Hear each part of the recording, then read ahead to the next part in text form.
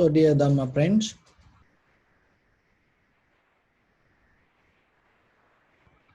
when it comes to our ordinary life, we have very nature always to be occupied. Always mentally we are involving it something. So when it comes to practice of vipassana, always true, you have to remember, you have to develop a nature to be available. Rather than becoming occupied, you have become available. So the availability come out of the emptiness. And that availability is not to look for place to settle down. So if you can get the catch, if you can understand this, remember, in Vipassana level, you mentally become available to be available. Not to occupy, not to settle down.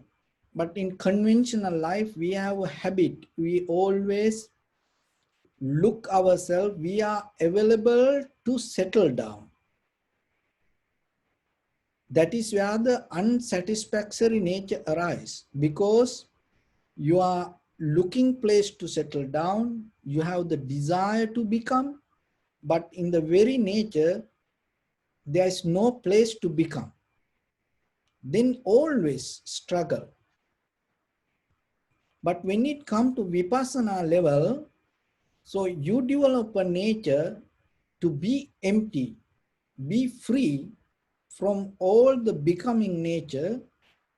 You become free from all the constructive nature, and you keep the availability. So it's like as example, when it comes to a plight. So when they sell the seeds, it doesn't matter how the market is, how much people asking for, how many people trying to buy the seeds, they always keep few seats available. Even in a theater also same. They don't sell, even though it's full, that doesn't mean it is full. It keeps certain place available. So it's like when it comes to money, sometimes that some people, when they spend money, sometimes they keep little bit and they spend all, but they hold little bit, and when somebody asks, they say they spend everything, but there is something they hold. So just I give some little example to get into this the analytical mind, because without example sometimes it is very difficult to explain this. So then how about your mind? When you with something, it's kind of like sometimes we say full of heart, no? And sometimes we are not keep little space. So completely sometimes you available for something that exists outside,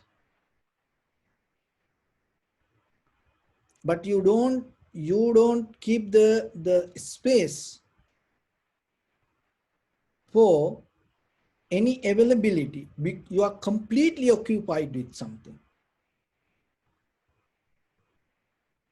But when it comes to vipassana, mentally, even though there are things, even though world, even though this moment, even though you have husband, wife, children, friends and family members, brothers, sisters, society, religion, politics, you keep some space in your mind, completely free. Because that freedom will help you to to release all the pressure. And also when it comes to awareness, that freedom always kind of like keep the clarity in you. But when you completely become occupied, you become blind sometimes. So then in the vipassana level, in the tranquility state, you slowly, you get out of this nature, and vipassana level, you become available for availability. That is the nature. That is where you develop the true strength of your mind. In the conventionally, you are occupied, but eternally, you are free. So when it comes to that, you say that people come to drugs, and they go to alcohol, they go to clubs, and they go to sex. These things, all the time in the world, and they involving with things. And mostly when you look, it kind of like addiction. So this addiction, mostly people not addicted to sometimes this outside as we see, because sometimes they not able to, they don't find a place that to freedom, the space inside their mind. So when the mind become full with something, they become helpless. So then what is happening? To cover up that, looking for that help, and they go to outside. But if you keep the gap, keep the freedom inside, without allowing to occupy, keep some space, and there's no way you go into addiction, something. And so this is a kind of the nature that we always go with our bodily, verbally, and mentally action. But little by little, try to get into that freedom. So then you will see in the vipassana level, when you develop the practice in day-to-day life, because we are conventional, we have this ordinary mind. So with that ordinary mind, we're trying to uplift to the vipassana level. So from this ordinary mind, whatever the vipassana we understand it, that vipassana also ordinary vipassana. But still there is a way that you can access. That's why when the Buddha, this in the very first time when he attained to the Buddhahood, he also had this question: how I going to teach this? Because this is completely different. And the ordinary people have their own this ordinary mind. But still, in this ordinary mind, you slowly, little by little, if you keep practice, and the most important part is releasing your mind and keep the freedom inside your mind, and keep the availability without occupy.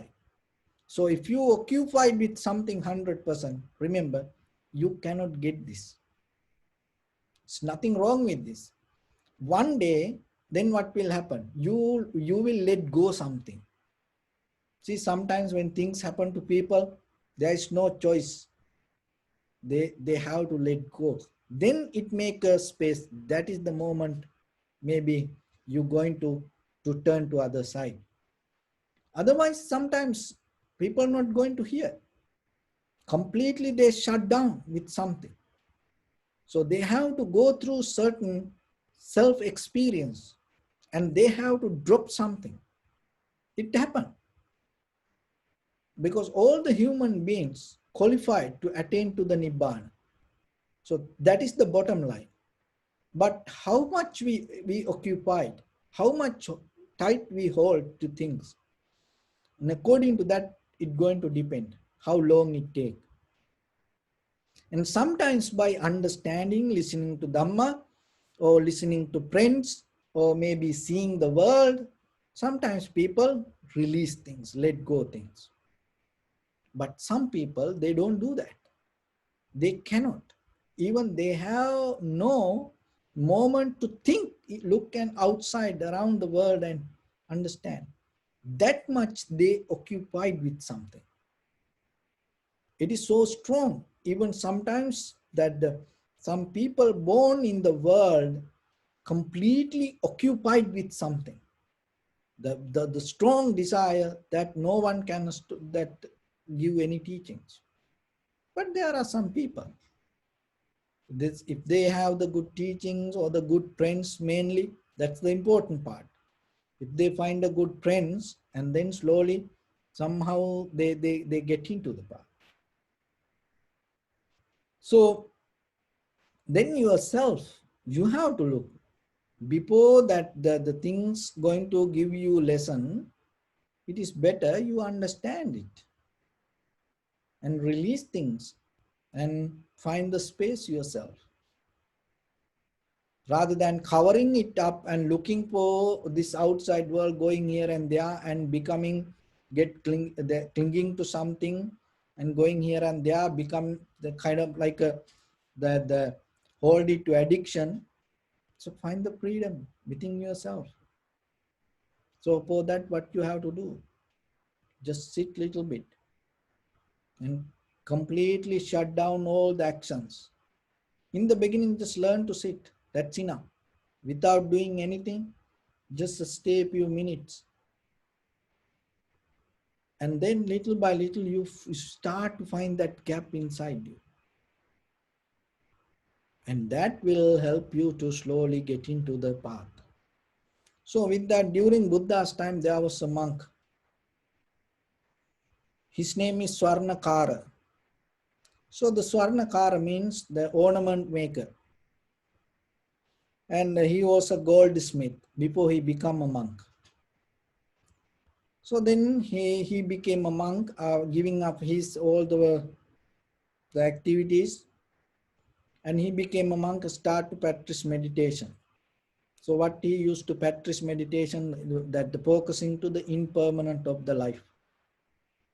And he practiced day to day, the all 24/7 practice, but he couldn't get the result. Then he got tired. He thought this monk's life doesn't work for him. This monkhood doesn't work for him. It's better go back to his old profession. And one day he came to Buddha, and then he told to Buddha, Venerable Sir, this life not work for me. I tried my best. So it is time for me to go back. So the Buddha was just having a common conversation and didn't tell anything or it is right or wrong. Just start to walk. And while they walking, then the Buddha had just the conversation.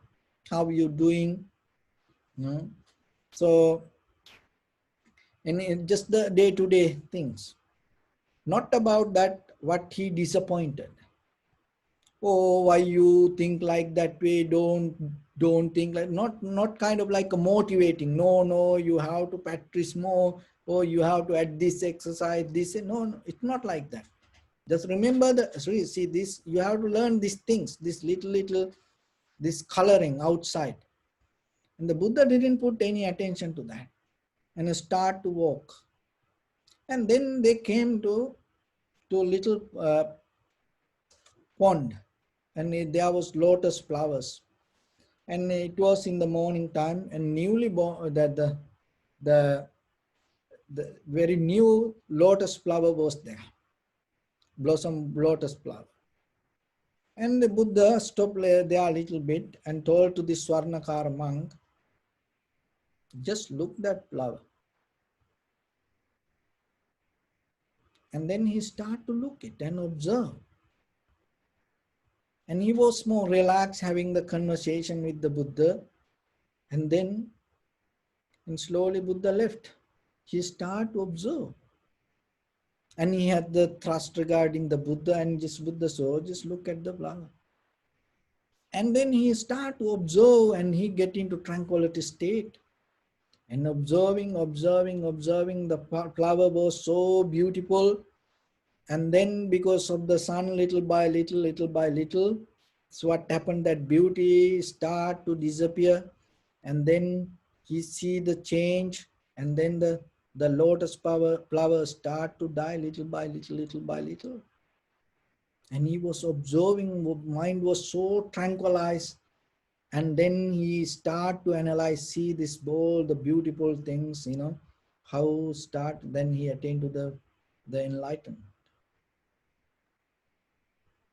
So the thing is, remember, when somebody having a struggle, just understand, of course there are struggles in conventional life, but the thing is, if you want to help that person, you have to be wise. So otherwise what we mostly do, we add more ingredients to that hardness rather than releasing that hardness from.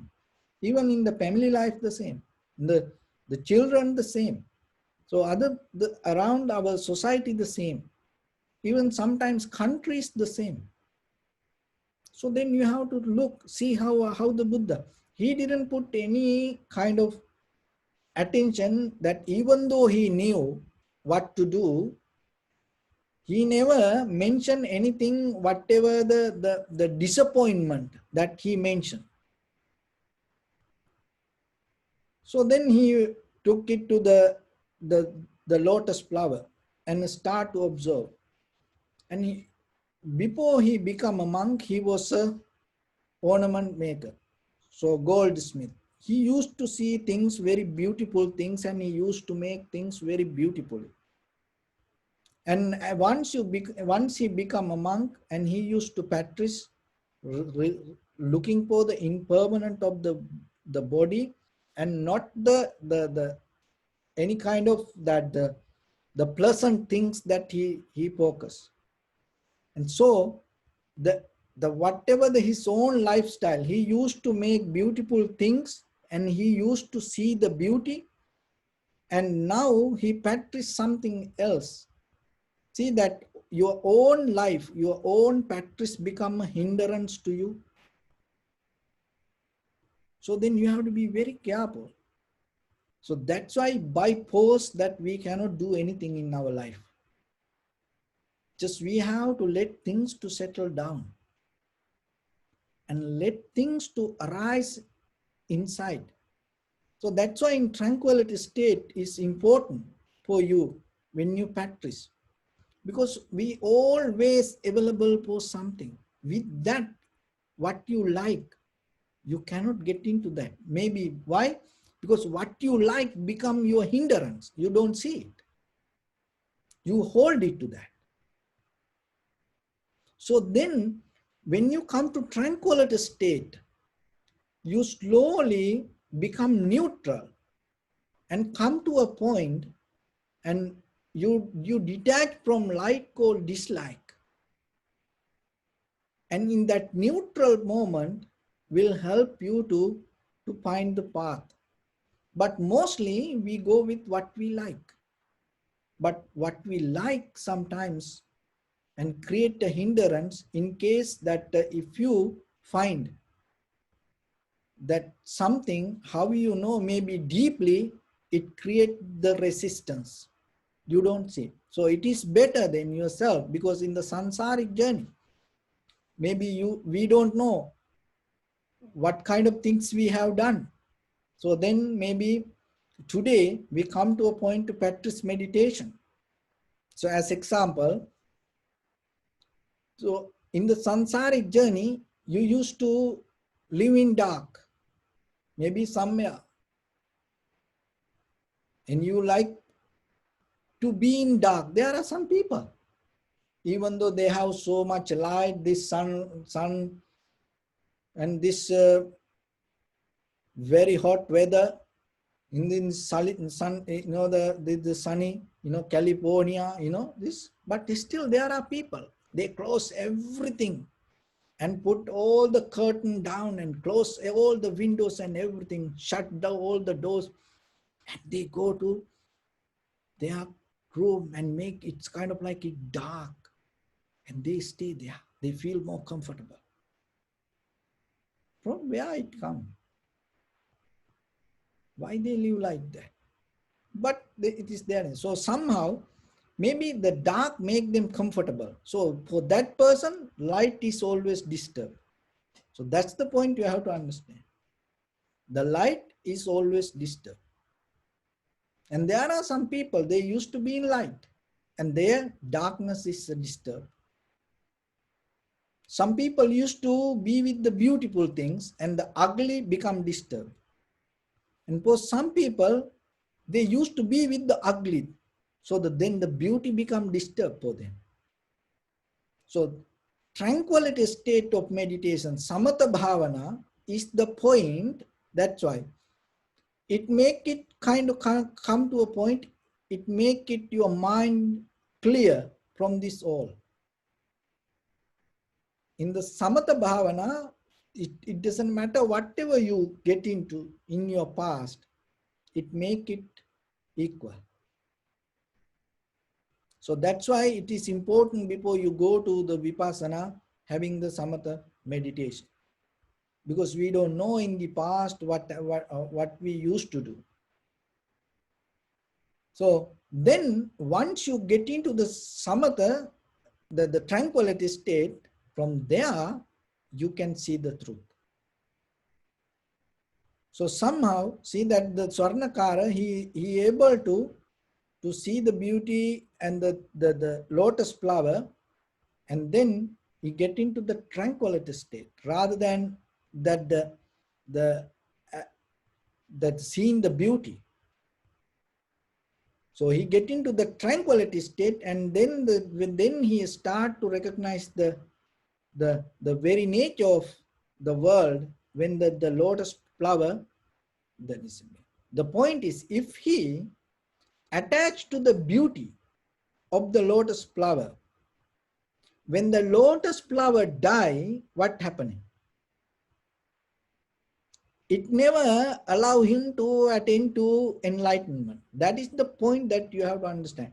When the lotus flower die, he get disappointed. Why? Because he attached to the beauty.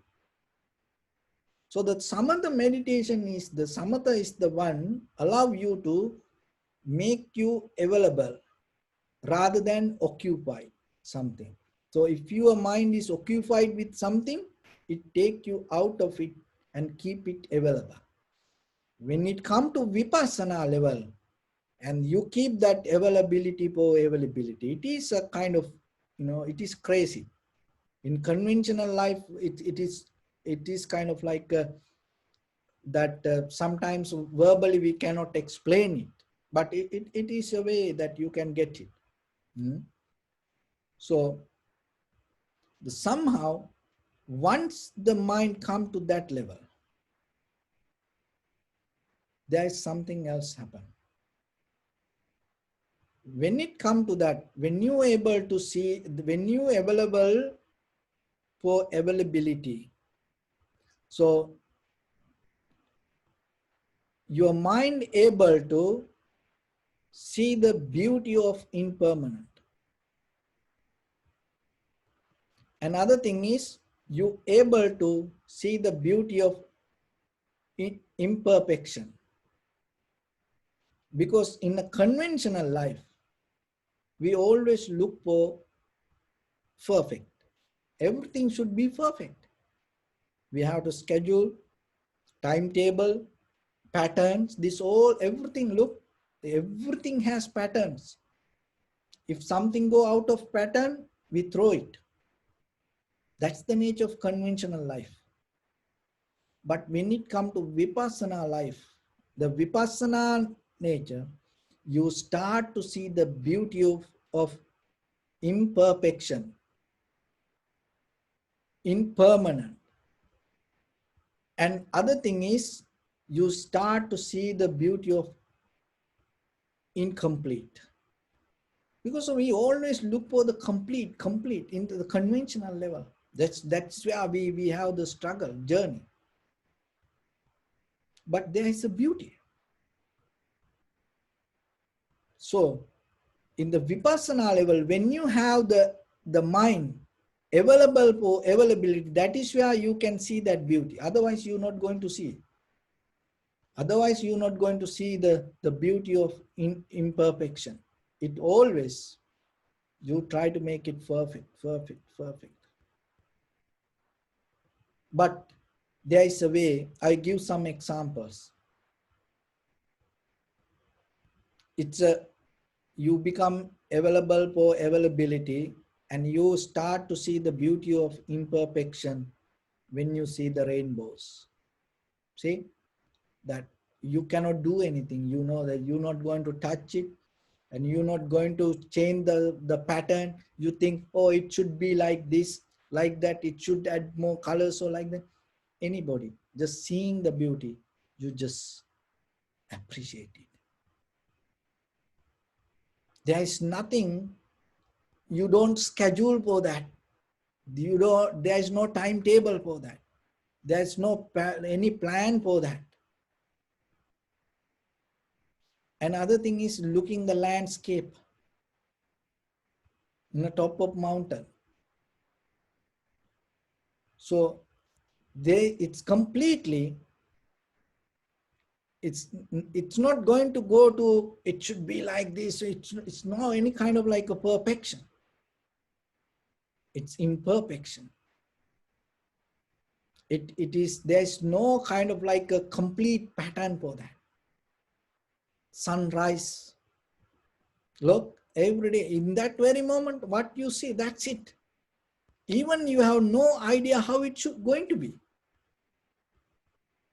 But still, you see that beauty. Sunrise and sunset, the same. It may be you go and wait there, maybe the cloud come and covered it, everything. And then still, oh, that behind the cloud, then the sunrise, then you see how the clouds is kind of like that giving kind of like a different kind of colors and radiate. You start to see it. See that it's that imperfection have the beauty. You see that. So I give some example like that. Now bring it to your life. Why then you think when it come to a person or thing, situation, it should be like this? Why you think like that? Why you cannot apply the same mindset the way you see the beauty of the sunrise, sunset, and appreciate whatever it happened? And why you cannot see the same like the beauty that you see through the rainbow? Why you struggle? Why you think it should be like this? It should be like this? Why you fight with things?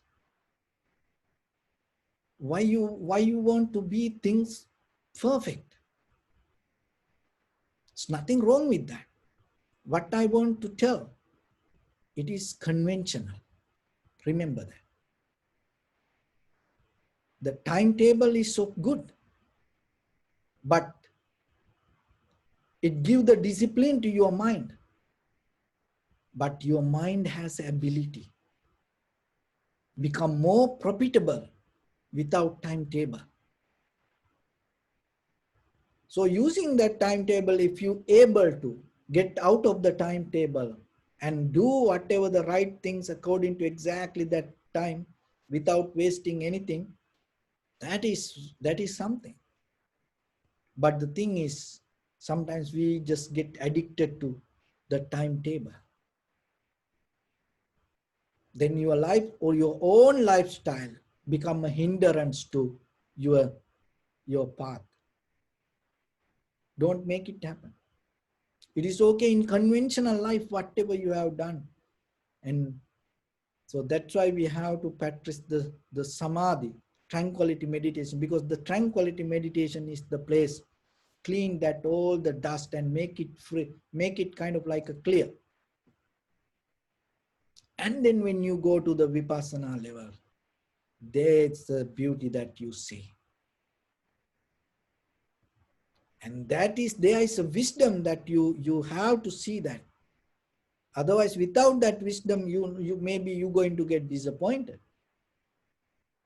So then always remember, there is a beauty with the imperfection. There is a beauty with the impermanent.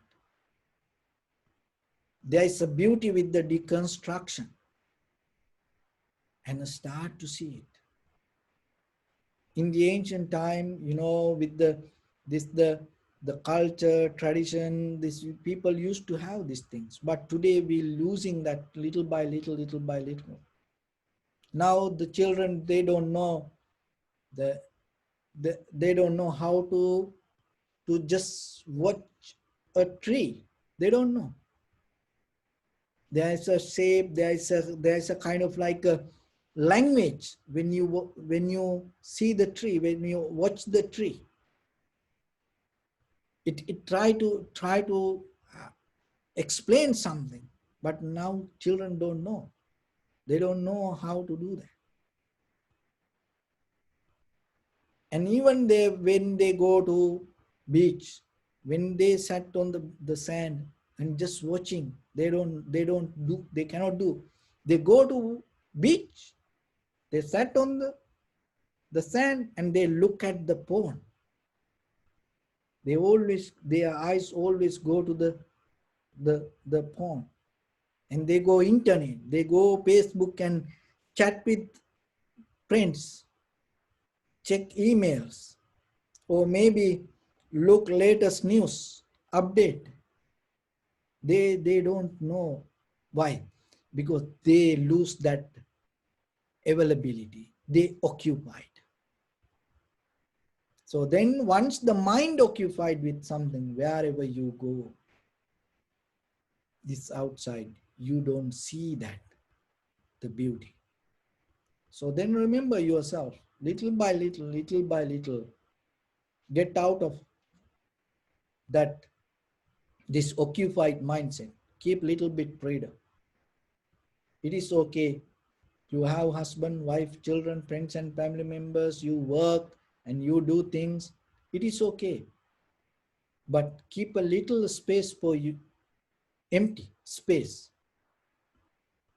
Don't give your life 100% to something. Don't give. Even for meditation, don't give. Because if you, just as an ordinary person, if you practice 100% one day meditation, the next day you're not going to do. Then you think, oh, I done, oh, meditation was so good today. And then you practice only 30-minute meditation, so good. And then the whole day, you forget about the meditation. Why? Because you practice, it is good. The practice was good. Then you complete and you let it go. And then you do all other things whole day. And then end of the day, again, the mind become kind of like a roller coaster. So that's why that even when you practice,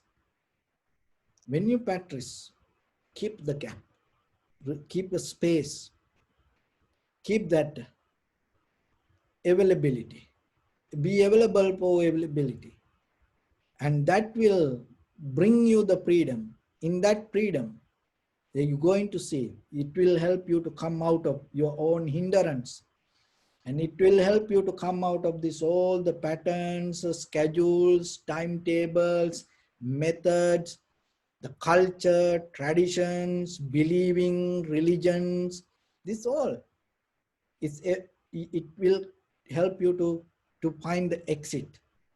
In that exit, what will happen? You start to see the beauty of imperfection. You start to see the beauty of impermanent. You start to see the beauty of incompletion. So like that, little by little, and get into that. And then when you have the opportunity, that you will see, that hindrance will go, and it will help you to transform your mind to liberation. So that is a journey. So that is a way of that vipassana. It is just not sitting and practice. It has a very beautiful journey. So that's why when you practice little by little, you need this knowledge, because then you trust the path, and then you become more comfortable with the path. That comfort bring the ability to move forward. That comfort bring the confident. When you are with confident with the path, and you are safe. So with that, I bless upon with this good practice. May all of you be well, happy and peaceful. May no harm come to you. May no difficulties come to you. May no problems come to you. May you also have the patience, courage, understanding, and determination to meet and overcome inevitable difficulties in your life. During this time period, may everyone stay healthy and safe. And finally, may all of you attain supreme bliss of Nibbana. Sabbityo vajjantu sabbarogo vinassatu mate bhavatantarayo sukhi digayuko bhava. Ettavata chammihi sampadang punya sampadang sabbe deva numodantu sabba sampatti siddhya. Sabbe bhuta anumodantu sabba sampatti siddhya. Sabbe satta anumodantu sabba sampatti siddhya. Idam me punya kammang asavakkaya vahangotu sabba dukkha pamuncatu. Bless you.